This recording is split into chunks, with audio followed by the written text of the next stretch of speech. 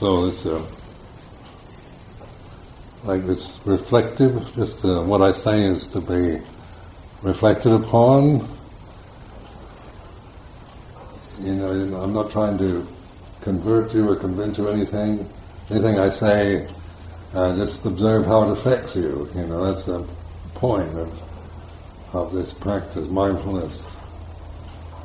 And so, the words I use, or the tone of voice, or whatever has its effect on your, on your mind. The only way we can ever really get out of the suffering realm is through this mindfulness, because we are these very sensitive forms, and so we're constantly, being affected by the environment and the impression on the senses and so forth that we inevitably have to experience.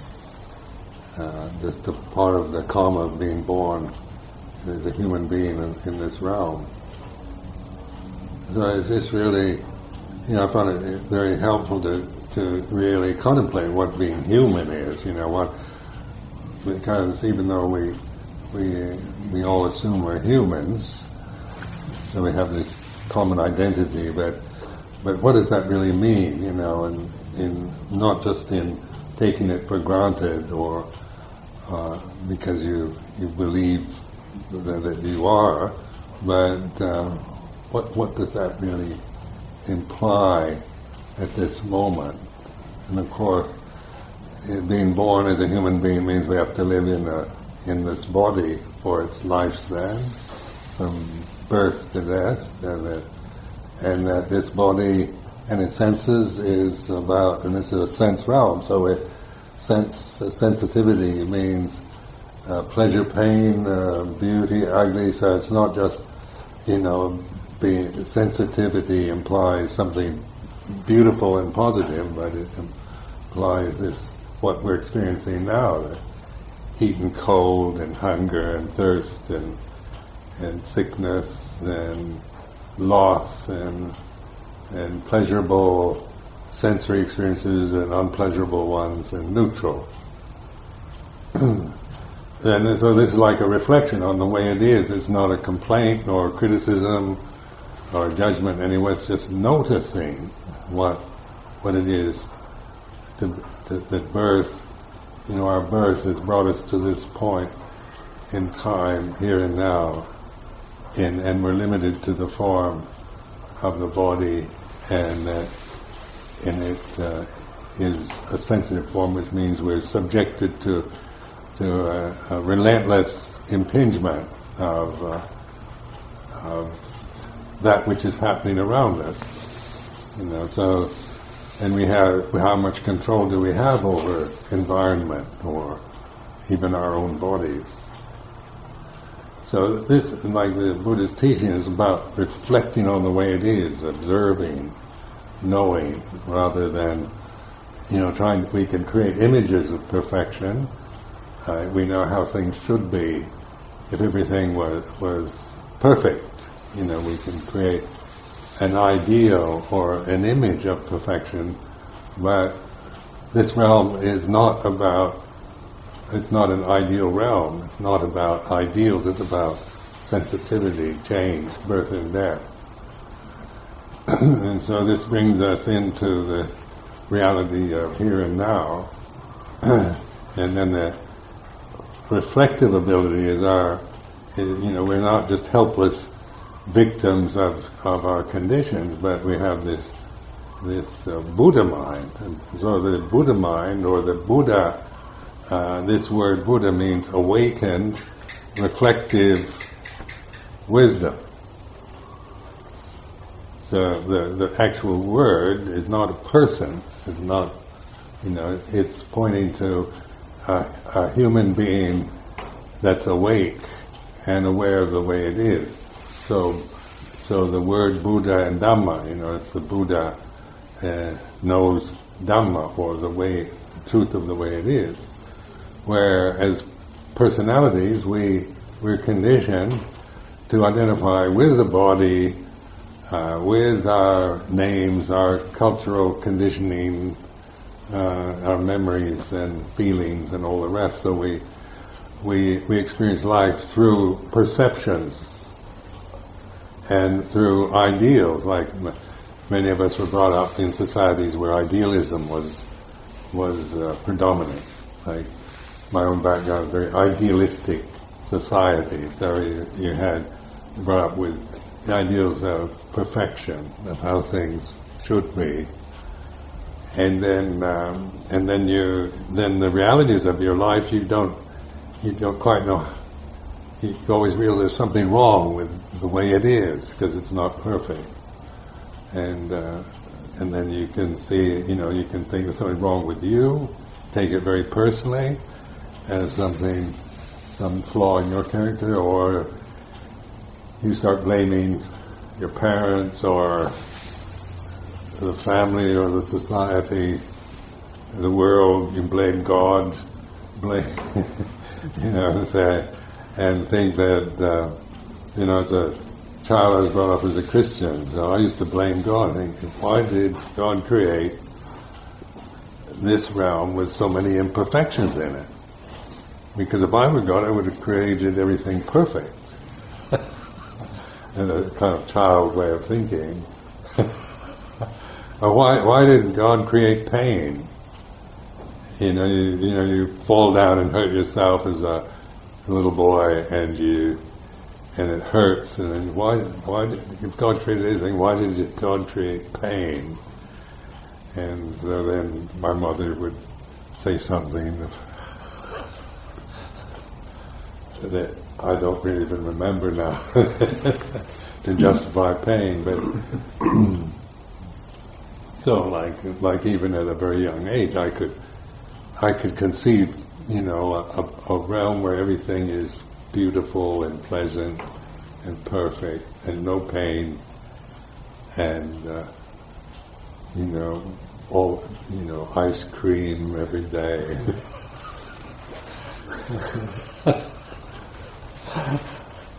And so one can create that kind of paradise, but that's not the way life is.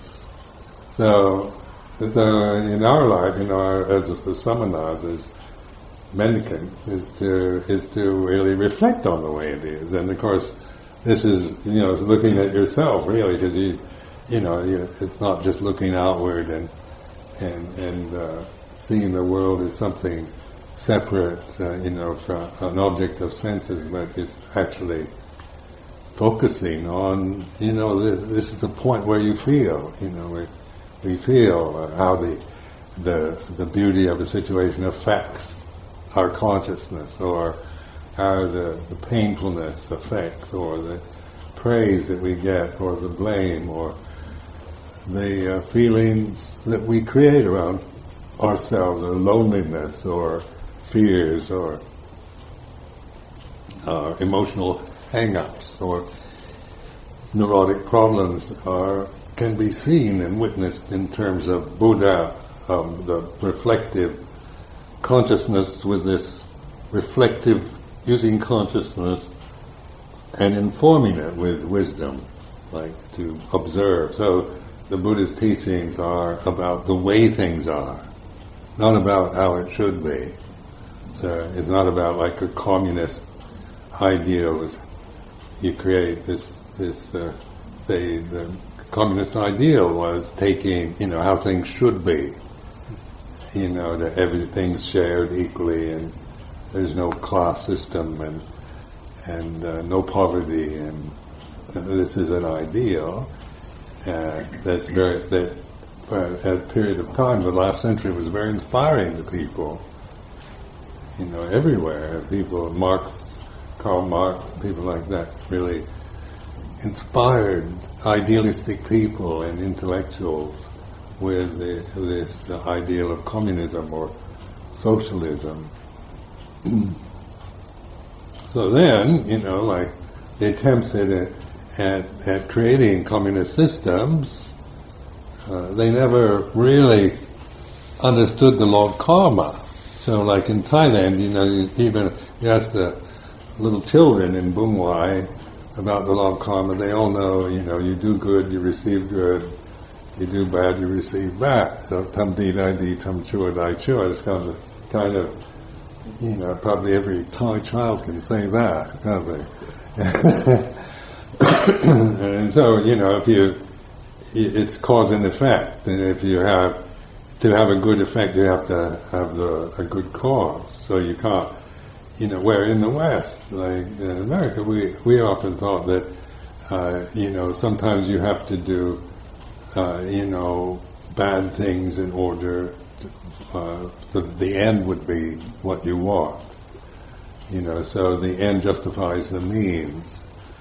But in the Buddhist sense, and in this reflective style that we're using, is we're observing. If what you do, if you do good, then you receive a good result, or you do bad, then the result of that is bad or painful.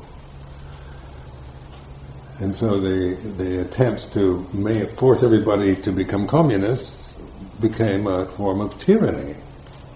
So you have the end, something very noble and very ideal, where everything's fair and just and everybody's equal, and then you use tyrannical means. So what do you end up with? As tyranny as a result, rather than communism. And now communism's kind of passé, and it's democracy. So kind of we're going to force the Iraqis to become democratic and have kind of these through bombing the hell out of them.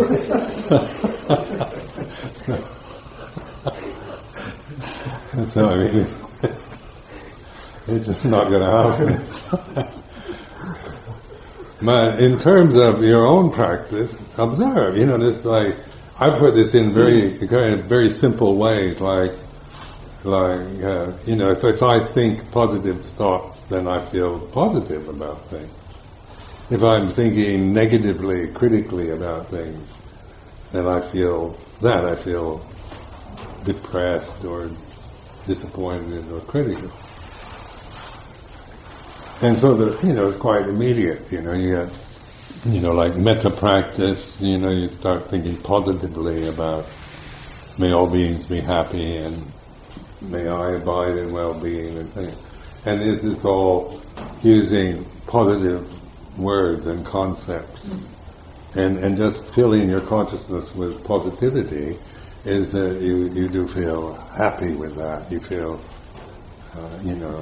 inspired or happy. And then if you fill your mind with what's wrong, so you get caught up with what's wrong with yourself, or wrong with the monastery, or wrong with the country, and wrong with the monks and the lay people, and then how do you feel? If I'm really in a bad mood and contemplating, the things I don't like, then I feel depressed or angry or indignant. And so this is a way of observing, how it actually works in your own, your own experience. How to, you're beginning to understand how, what your life is about as a human being. You know how to use your mind, how to cultivate, how to develop in skillful ways. And it's not through trying to, use a force and fear and intimidation, or just a willpower and kind of that, but it's because we can be tyrannical towards ourselves. Sometimes we're very tyrannical. We have an inner tyrant of kind of force that always is telling you should be something you're not, or you're not good enough the way you are, or so there's you should practice more, or you should be better than what you think you are, or that, and then and it's not that it we can always imagine ourselves better than the way one conceives oneself. But the point of this reflection is to observe that, to be the observer, not the critic. It's not about criticizing or comparing with ideals, but in just being, trusting yourself to be aware, to be the Buddho, the knower of the condition you're feeling, whatever it might be. So a positive feeling happy and full of inspiration and faith is like this, and then it changes. You can't sustain that. It'll go, something will happen, and then you'll feel fear or anger or whatever, and then anger is like this. And so then this way we begin to, then we see, the way it is, all conditions are impermanent. So your relationship to feeling, towards emotion, is no longer judging it in worldly terms or personal identity, but in recognizing it's like this. And so this is called like Buddho Tammo, the awareness, knowing the way it is, all conditions are impermanent. And try to sustain anger, keep it, and hold it, and then, usually, when the conditions for anger arise and we feel it, but then the conditions change, and then we feel various other moods or emotions arise.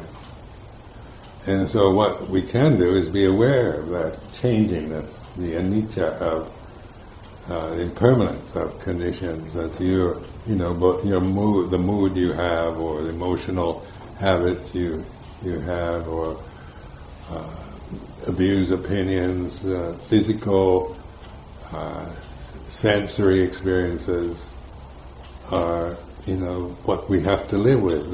This realm that we're experiencing now is a continuous bombardment of irritating impingement from birth to death.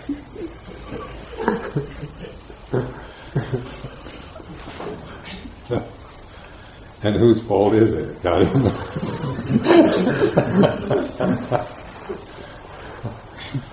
So to demand that it stop is an impossible demand, because this is, but it is something that we learn from, and this is the whole point of the Buddha's teaching, is to awaken and observe, learn from it, because this is what we can do. The human, this reflective ability we have is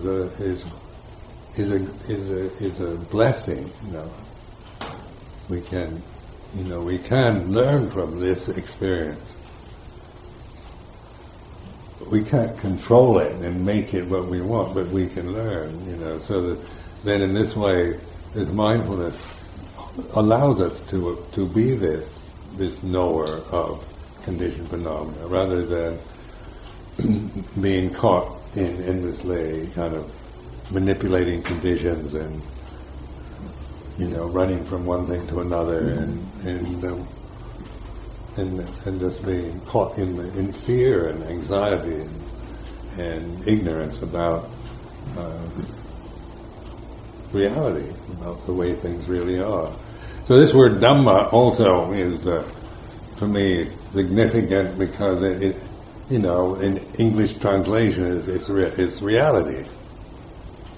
It's real. This is reality, and to awaken to reality is what the Buddha, in this kind of teaching, is encouraging us to do. To wake up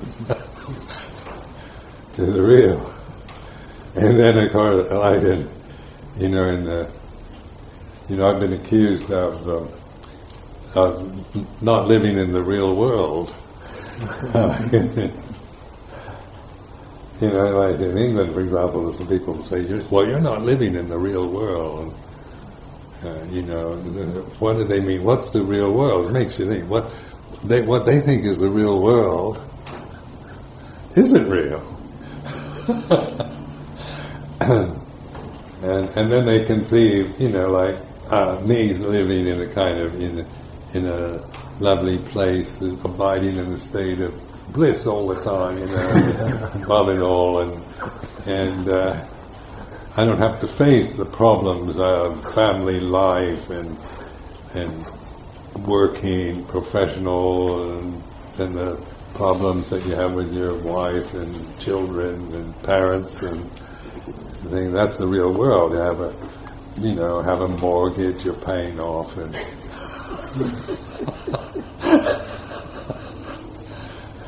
and I think I've kind of bypassed it, cheating on the whole system, by becoming a Buddhist monk, and then expecting people to come and feed me. What are you doing? You expect us to come and feed you? What good are you doing for the society? and these are questions, that really, because you're living in, say, in a non-Buddhist country. In Thailand, they never ask those kind of questions. But in non-Buddhist countries, they see things in a very different way. So, then just look at the result, like Amaravati, the monastery in England. It's like people love to come there because it gives them, some geographical location where they can go and get away from the mortgage and the family problems. Have another perspective, and this that people really appreciate that, whether they're Buddhist or not. So in like this morning, just contemplate how eager the lay community here is for us to become enlightened. So every morning I contemplate all those lay people out there. They really want the best for me. They come here, give me the 4 requisites, so I don't, I have what I need for the day, and so I can practice, develop and learn and awaken and cultivate this awakeness. And so then you start thinking of the lay people, and it's really, that you feel this gratitude and a sense of katanyo, that their good intentions and their generosity make it possible for us to live like this. And then our sole duty really is to awaken. So that's our job really, and that's what we're, that's what the point of this life is to realize this yourself, so that it's no longer just going along with a party line or an institution or a tradition, and just by grasping the form of it, but by developing it with awareness, with sati, panya, and so that then then when we see this in a direct way and know it, on a profound level, no longer just theoretical or intellectual, but from the gut level, then we are, we have a lot to offer the society in terms of being able to, make this tradition, this teaching available to them. Because it is, it's a very, it's a very accurate tool. This teaching from the suttas. It's not just philosophy or speculation or metaphysics. It's actually, it gives you very clear directions, and it's a precision tool. It'll cut through all the conditioning that we've acquired from day one to the present moment, if you use it for that. It'll because it really takes you to emptiness, to pure awareness that isn't it has not been conditioned yet. So and I found in my own practice this being able to recognize this empty conscious reality and to trust it, and then I have perspective on my own cultural conditioning or personal attitudes or assumptions, that I have, as a separate personality, individual. So you're getting to, and this we can actually do. This is not asking, the impossible from anyone, but it is subtle. It's very simple, but it's so simple that complicated people like ourselves make it incredibly difficult.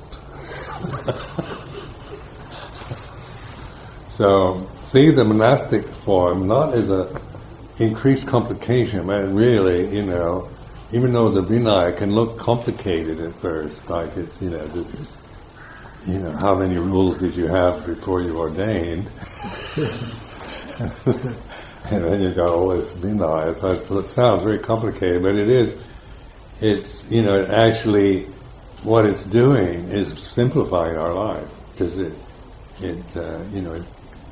restrains us, restricts us to where, we're not being just pulled out every which way like we would be if we weren't monks, but we have to live within boundaries and in limitations, and which force us, to help us to stop this proliferating outgoing tendencies to observe, to form this sense of observing, being the Bhutto. So in this Thai forest tradition, the Luang Pu Man and then Ajahn Chah and have developed this Bhutto practice, which is like a mantra form of Buddha, the name Buddha. And so, you take this Bhutto and it's a simple enough word, but it also isn't just something, just a word to cling to, but it's a reminder. So and then I've used it over the years just because the tendency is to think all the time, to endlessly proliferate with thoughts. And so I've thought, then I realized I'll take this one little word and think that, rather than think all in this proliferating way. And when I start, if I don't do this, then I tend to start thinking, and the proliferation takes place. This is like grammar and all that. You have a whole pattern of, you start with this and then it carries you onward. But with a mantra, you've got this one little word, 2 syllables, pu and to, and that's it. And you're thinking this word. But then it also means, awaken. Right? In Thai they say puru, or the knower. And so this is, and consciousness is knowing. Pure consciousness is, it's a knowing thing. And then we're conscious through this form, through the human form. So we're experiencing consciousness within the limitation of the human form, the body, and the senses. So the point is, and once you're born, then you get conditioned. So you're conditioned by what your mother and father and your family, culture, education. So you form all your ego and value system through the conditioning process. So mindfulness will bring you back to the pure before you become anything, pure consciousness, before it's conditioned by culture or anything whatsoever. And then you recognize it. That's like the third noble truth, Nirodha. You can see this. You recognize it. And then you can recognize begin to see the condition, the subtlety of assumptions, attitudes, things one just takes for granted because of, you learned right and wrong, good and bad, and all this from, your mother and father and your social position, cultural identities, and so forth, and then we operate through those perceptions. But you're getting back, like Rinpoche called it, our real home, and that isn't personal. It's not like mine. I can't claim it as a personal attribute because it's all of us. We're all. Consciousness is the same thing. It's not my consciousness and yours. But then the conditions are personal, like I'm Ajahn Sumedho and you're not.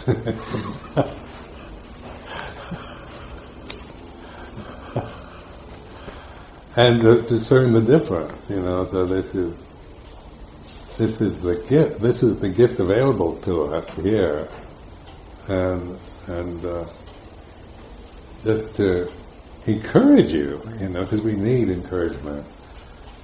Because it's subtle and also it's so easily, easily comprehended on the level of words, but emotionally and that we're so conditioned otherwise. The whole momentum of worldly values are so you're going against the whole system that everybody believes in. Everybody, in the society believes in. So the challenge is learning to, and in this kind of form, the monastic form is helpful because its whole aim really is to see this, rather than to just become a Theravadan Buddhist monk in the Thai forest tradition and then be critical of all the other forms of Buddhism.